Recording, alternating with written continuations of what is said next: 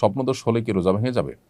রোজাদার ব্যক্তি দিনের বেলা যদি তিনি ঘুমিয়ে পড়েন এবং দিনের বেলা যদি তার স্বপ্নদোষ হয়, তাহলে এর ফলে তার সিয়াম ভঙ্গ হবে না, তার রোজা ভঙ্গ হবে না, কারণ এটা তার হাতে নয়। তবে ইচ্ছাকৃত বীর্যপাত ঘটালে সেটি অবশ্যই রোজা ভঙ্গের কারণ হবে, স্ত্রী সহবাসকৃত রোজা ভঙ্গের কারণ হবে, সেটি বলাই বাহুল্য। কিন্তু স্বপ্নদোষ হলে যদি বীর্যপাত হয়ও, তার ফলে তার রোজা ভাঙবে না, তবে গোসল ফরজ হবে, সেই হিসাবে তিনি গোসল করে নামাজ আদায় করবেন।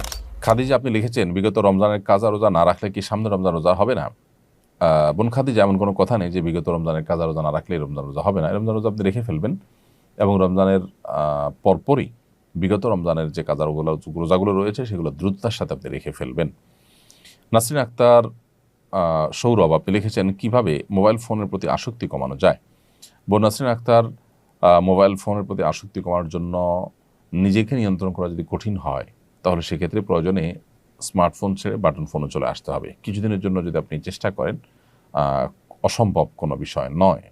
কিছু কিছু হয়তো অসুবিধা হবে, কিন্তু সেগুলো আপনি